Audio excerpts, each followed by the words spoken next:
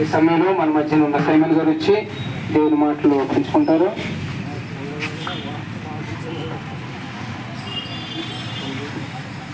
దేవుని నామానికి మహిమ కలుగును గాక.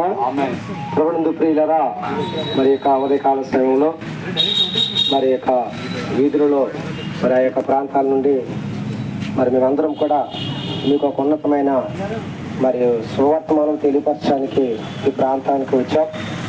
ఏంటంటే ఈ రోజున మరి ఒక ఉన్నతమైన వర్తమానం ఏంటంటే, ఎక్కడ చూసినా ఈ దుర్దినాల్లో అపాయకర దినాలని, మరి ఇక దుర్దినాలు అపాయకరమైన దినాలు అంటే ఎక్కడ చూసినా మానవ జీవితంలో నెమ్మది అనేది లేని దినాలు అంటే చాలా అపాయకరమైన దినాలు. కాబట్టి ఈ అపాయకరమైన దినాల్లో మరి పిల్లలు ఎక్కడ చూసినా మనుషులను ప్రియులు అనేక వ్యాధులు, శోధనలు, సమస్యల చేత మానవుడు పట్టి పీడించబడుతూ ఉన్నాడు. అయితే మరి ఇలాంటి సమస్యలు, ఇలాంటి అపాయకరమైన దినాల్లో మరి మీకు ఒక ఉన్నతమైన శుభవర్తమానం తెలియపరచాలని ప్రేమపూర్వకంగా మరి మేము ఈ మధ్యకు రావడం జరిగింది. మరి ఎందుకంటే మరి స్వస్థపరిచే దేవుడు మన ప్రభువైన యేసుక్రీస్తు మరి యొక్క దుర్దినాల్లో అనేక వ్యాధుల చేత, బాధల చేత పట్టిపోయిన వారిని విడిపించడానికి ప్రభువైన యేసుక్రీస్తు ఈ లోకానికి వచ్చాడు. ఆయన ఒక మంచి వైద్యుడు. ఆయన యుద్ధకు వచ్చే వారిని ఆయన ఏమాత్రం కూడా త్రోసిపుచ్చే దేవుడు కాదు, ఆయన స్వస్థపరిచే దేవుడు. కనుక ఈ సమస్యల నుండి విడిపిస్తాడు ప్రభువైన యేసుక్రీస్తు. మరి పరమ వైద్యుడు ఆయన అండి. మరి నీ రోగమే కాదు, మరి మనుషుల్ని పట్టి పీడించే ఒక భయంకరమైన రోగం ఉంది, అదే పాప రోగం.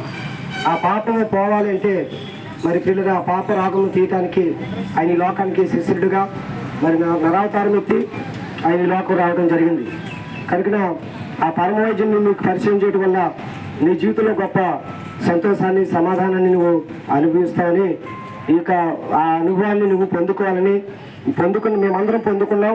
అలాగే మీరందరూ కూడా ఈ యొక్క అనుభవాన్ని పొందుకుని మావలే మరి యొక్క గొప్ప సంతోషాన్ని అనుభవించాలని ప్రేమపూర్వకంగా తెలియపరచడానికి వచ్చింది తప్ప మీ నుండి మీ మీద ఆశించడానికి కానీ, ఒక వ్యక్తిని పిల్లల ప్రలోభాలు పెట్టడానికి కానీ, భ్రమపరచడానికి కానీ ఇది ఇక మరి పిల్లల ఈ వార్తలు కాదు.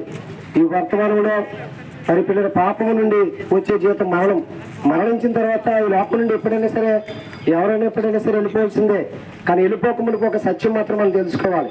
అదేంటంటే పిల్లల పాపం వల్ల వచ్చే జీవితము మరణించిన తర్వాత పిల్లల మరి బైబిల్ గ్రంథంలో చెబుతుంది, మరణించిన తర్వాత నరకం అనేది ఉంది.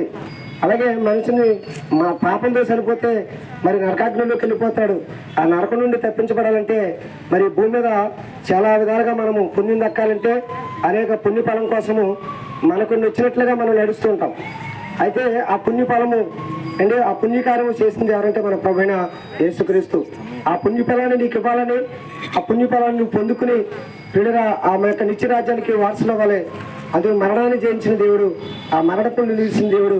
మరి ఇప్పుడు అన్నిటికంటే వేదనకరమైనది, పిల్లల బాధకరమైనది ఏంటంటే పాపం వల్ల వచ్చే జీవితం మరణం.